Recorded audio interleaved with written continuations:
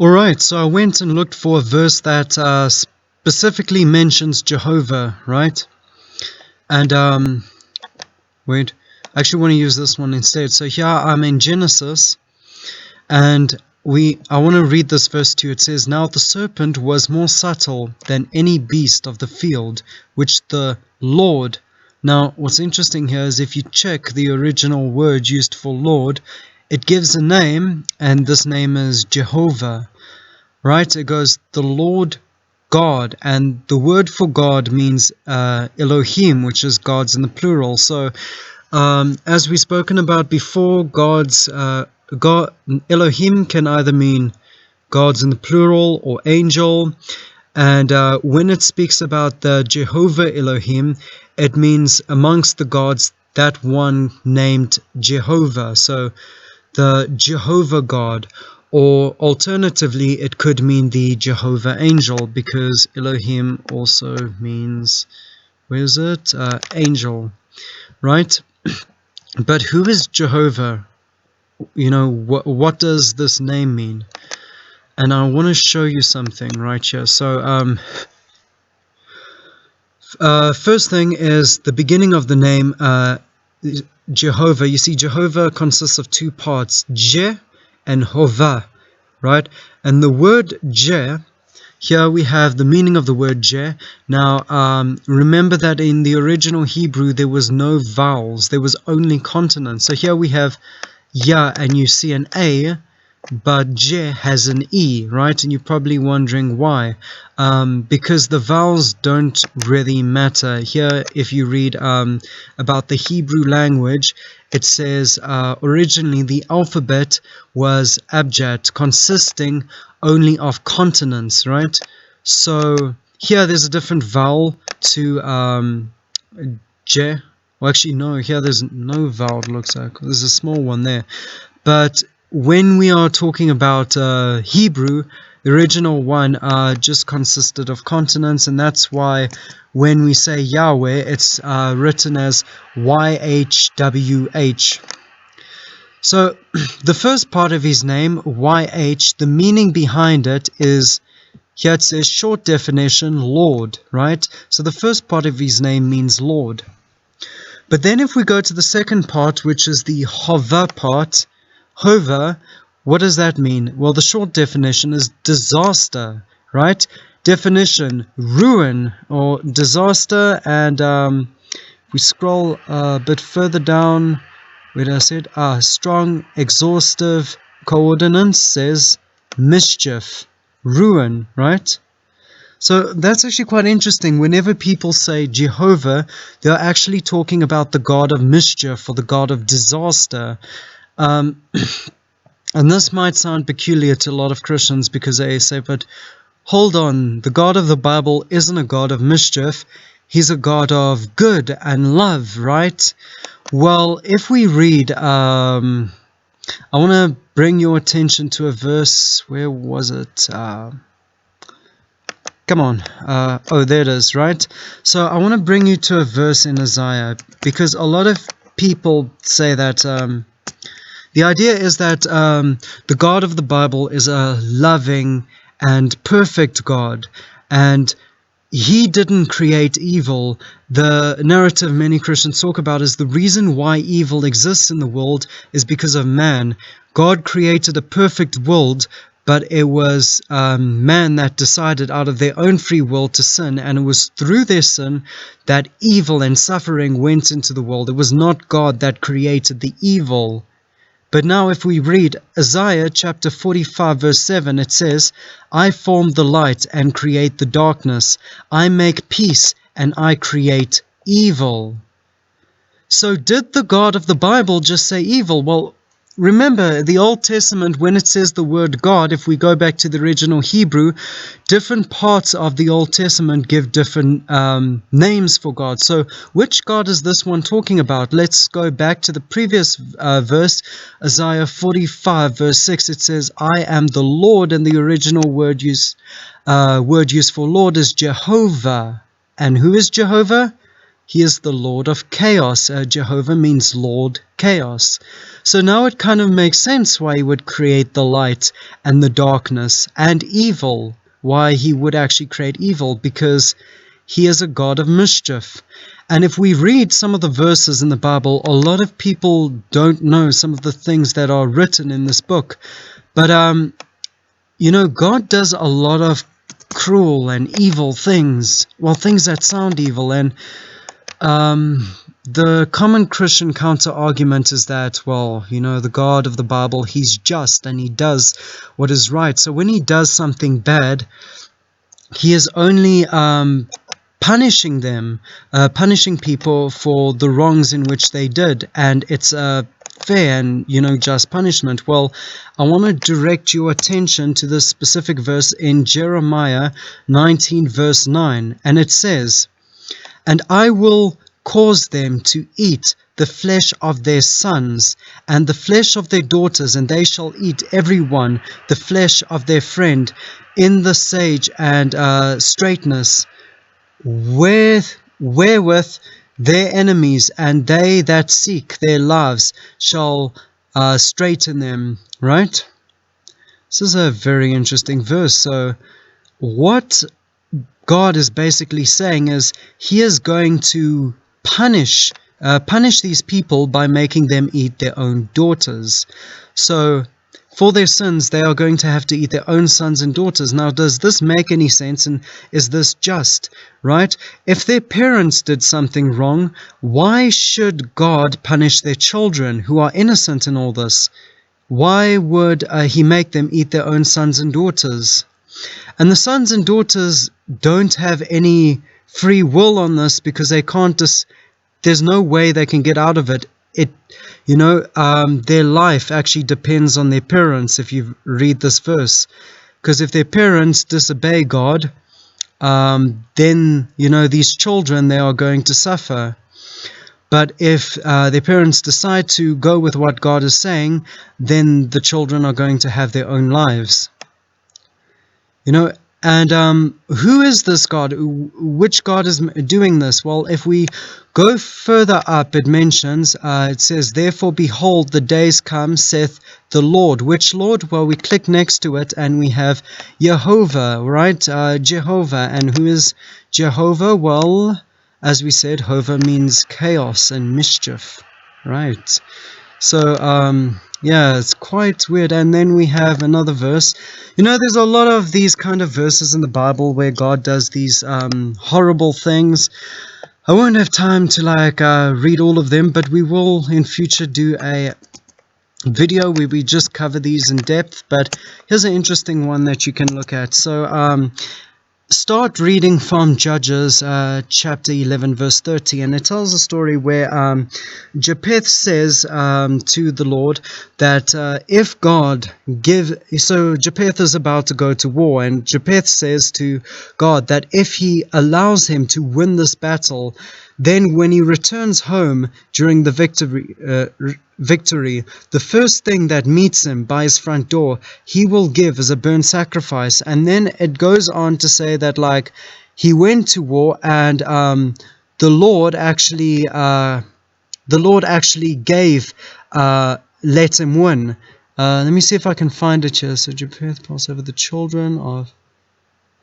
Oh, wait, yeah. "And the Lord delivered them into his hand." So after this promise was made, God actually decides to let him win this war, knowing that he had just promised to sacrifice, you know, whatever meets him at the front door of his house. Well, the story goes on to say that once this man had won the war, he came back in victory, and the very first person that met him by his front door was his daughter, and he had no other children besides her.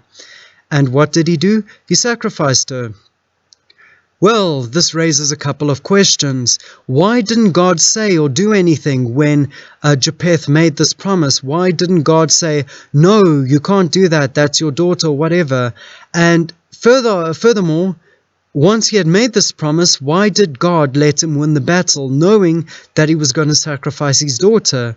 You know, why didn't he intervene? And it says, if you read the story, I haven't seen anything that says that that God was against this decision. Nothing of the sort. And if you read the Old Testament, even the... Oh, wait, let's just click here. It says, Lord, what Lord is this? If we click on here, the original Hebrew says, again, Jehovah, who is, as we said, the Lord of chaos. So in many verses of the Old Testament, especially if you read Exodus, where God, or this particular God, gives the commandments to Moses, a lot of them are horrendous. I mean, it says you can take slaves from your surrounding nation, or you can, if you beat a slave, and he gets up within a certain amount of days, then you're not to be punished. But if he doesn't get up, then you are to be punished, right? But it says that you can beat your slave without actually, having certain consequences. So, I mean, there's all these odd and strange verses that make no sense until you actually go back to the original Hebrew. And when you look at the original Hebrew names of these gods, a lot of things actually begin to fall in place. It now makes sense why God's character might dramatically change from one verse to another. In one verse, he might seem like a good guy and be helping his people, and then in another verse, he does some very dark and twisted things. It's because these different verses are not actually talking about, well, based from my research and what I've looked at, many of these verses are not talking about the same God, right? Furthermore, another thing that is interesting that, where is it here? The Lord with... And he said, I will bring... here it is. All right. So this is the... let me just paste it here. So this is 1 Kings chapter 22, verse 22. And it says, the Lord, and which Lord? Again, it's Jehovah, said unto him, wherewith?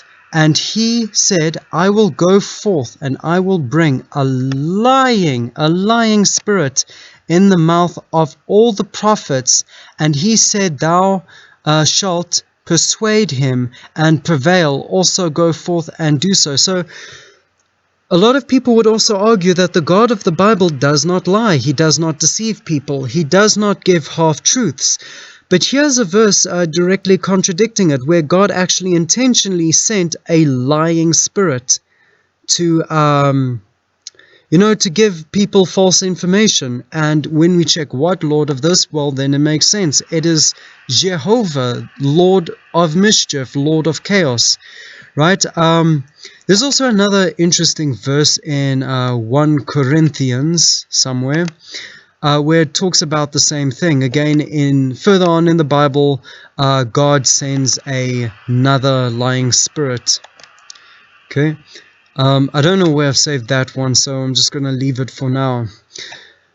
But now, what I also find interesting about this God of chaos, right, is the association with the planet Saturn. Now, I might have not mentioned earlier, but the previous god I spoke about, the horned god or the bull god named El, right? Who is also one of the names for God mentioned in the Old Testament. Well, this god, his planet is, the planet that represents him is Saturn. Here it says El, father of heaven, or / Saturn. So his planet was Saturn, and also Saturn was associated with the sky. Well, this is interesting because I've found also some associations with Jehovah and Saturn. Now, I don't know how much you people know about Kabbalah, but Kabbalah is basically Jewish mysticism. And they have something known as the Tree of Life, which is what Kabbalah is centered around. And in the Tree of Life, there are 10 Sephirots. Now, I'm not going to go into too much detail about these things because that's not what this particular video is about.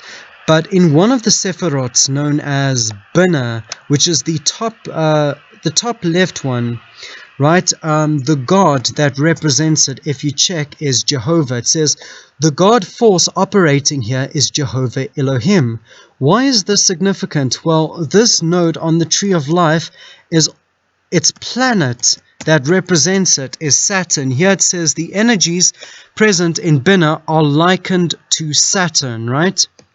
So here we find an association with Jehovah and Saturn, where Jehovah is associated with Binah, which is also represented by Saturn, and coincidentally the horned god El, his planet is Saturn. So again, that might be a bit of a coincidence. Well, what's interesting with the planet Saturn is a lot of these negative deities, like the planet Saturn is associated with all around the world with a lot of negative kind of deities. One example I gave to you is the horned god El, and the Canaanite people used to do sacrifices to this god. Then we have Jehovah that has a potential link, as I described earlier, and he's the god of chaos. Furthermore, if you look at other beings, here we have, just want to read this one. This is Shani, right? And Shani in Hindu mythology, so Shani refers to the planet Saturn, right? But this planet is also a deity in their mythology. If we go down here under the deity, it says Shani is a deity in the medieval era text who is considered, what does it say, inauspicious bringer of bad luck, right? So here we have some negative connotations. Here's a deity who gets angry easily, kind of like Jehovah in the Bible who gets mad. He is a jealous God. He floods the whole planet, you know. He allows you to have slaves. And one who takes through revenge for whatever made him upset, kind of like the God of the Bible being a God of wrath, you know. And it goes on. You can read this in your own time. Here we also have Saturn or Shani also has its associations with the Hindu god Shiva. So here Shani is a Vedic name for the planet of truth. Okay, Saturn, the male deity. Oh yeah, the male deity is the dark side of Shiva.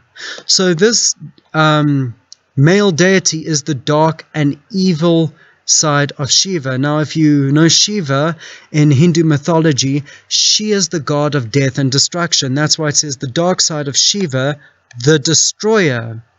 So Shiva would bring things to an end. And now remember when we looked at Jehovah in the strong coordinates, one of them is disaster or ruin. When you ruin something, you break it apart. So here we are seeing a lot of similarities. The female deity associated with Shiva, the female deity associated with Saturn is Kali. So now Shiva and Kali, you know, are both consorts. They are married to each other. Kali is also a god of destruction and evil. If I just want to show you what this being looks like. So Shiva, Kali, and all of those are associated with Saturn. Here we have Kali, and with her many arms, she's like ripped off the head of this person, and she's got this big knife there, you know, with blood. And here are some other pictures of her. Let's look at Shiva. Shiva, right? This is Shiva. If we go to Wikipedia, right, and I just want to type in find one word, destruction, right? Here you can see Shiva is the destroyer, right? God of destruction, Shiva, you know. Also, there's another Hindu god called Kal, which is associated. Kal is basically the god of death. Let me see if I can find this one. But Kal is so Kal is the no, that's not it. Yeah, but Kal is basically the god of death, and Kal basically means death. Okay, so already we can see quite a few commonalities. Now, another place Saturn is associated with evil and bad things is the Roman god who was known as Saturn, right? This one was a negative deity. If you read Roman mythology, he actually used to eat all these children. So if you read the story, he would basically he would basically sleep with his consort, and every time she had children, Saturn would steal the children from her and devour them in his stomach. And then eventually what happened was Saturn's wife actually hid one of the children, so Saturn wouldn't know, and this child grew up to be Zeus, and Zeus actually came and not Zeus, Jupiter came and revenged his father by killing him, right? So it's quite a negative deity. We also, this god Saturn is the Roman version of the Greek god Kronos. So if we type Kronos here, right? Nope. Let me type Kronos god. Okay, so the god Kronos, again, a very similar story. Kronos used to eat his own children, and eventually Kronos came to be associated with Father Time, right? But also the Grim Reaper. So later philosophies came up with this idea of the Grim Reaper, who is the personification of death. And this character was actually, see if I can find it. But this character was actually based on Kronos, and he had a lot of similarities. Kronos was also the god of harvest, and this one was also associated with harvest, but the end of a harvest and the death of it.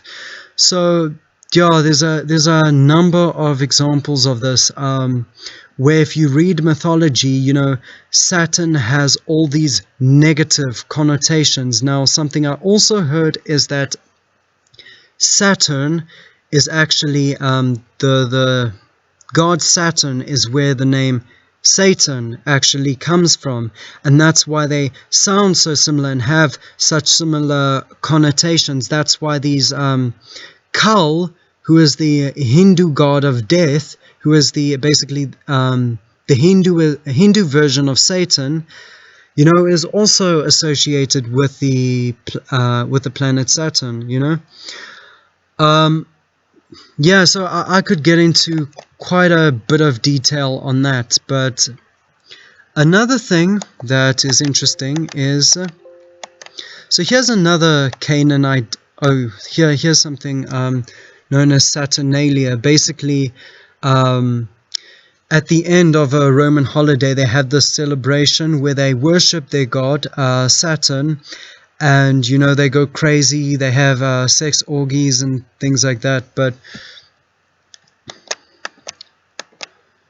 the next god I want to speak about, the next pagan god spoken about in the Bible, is basically sin. So when a lot of Christians talk to me about sin, right, I ask them, who is sin? And they get a little bit confused, and they're like, who is sin? You know, you can't say that. Sin is a action, it's not a person. And I'll say, yeah, but I'm not talking about the action. Do you know the entity or the person whose name is sin? Alright, so this is what I was getting to, right? When I asked the question, who was sin? The answer is that this was a Canaanite deity that predated Christianity. So sin was a god in the land of Canaan. And it's interesting because the way in which they used to worship him was through the sacrifice of a bull. Now, kind of similar to how the Hebrews used to sacrifice an animal for the atonement of their sins, right?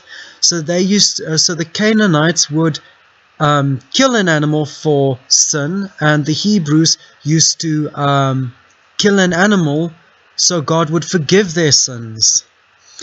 And the reason why the Canaanites would sacrifice a bull, you see, the Hebrews would sacrifice any animal, whether it be a lamb, a bull, but as far as I understand, the Canaanites specifically sacrifice a bull, and it's because the symbol for this god is the bull or crescent. And there's actually a lot to talk about on that topic alone, but I'm going to be going into more detail on this in part 2 of this video, because I've already spoken for quite some time and there's still quite a bit to cover. So I'm just going to briefly go over just one last thing, and then I'm going to wrap up. Another thing I find interesting is that this little negative connotation involving this god sin. It goes, the virgin Enlil bathes in the sacred rivers, where she is seen by the bright eye of Enlil, who falls in love with her and seduces, or in brackets it says rapes her. Now, I think this is because some texts, if I'm not mistaken, says rapes. I've read that on a couple of sources where sin came about through his father raping his mother, right? So there's a kind of negative connotation there. Now, I'm going to discuss this in more detail and give you some more information about sin in my next video, and how it relates not only to Christianity but also Islam in particular, and we'll go into more detail about pagan and Canaanite references in the Bible. There's a lot of one example is how Moses would do sacrifices on the four-horned altar. The religion that did that first was not the Hebrews, it was the Canaanites. The Canaanites used to have 4 horns on their altars, and it was to worship their horned god, or their horned gods like El. So yeah, stay tuned. There's a lot to cover on this. I mean, we have just barely scraped the surface, but I don't want to make this video too long. So cheers.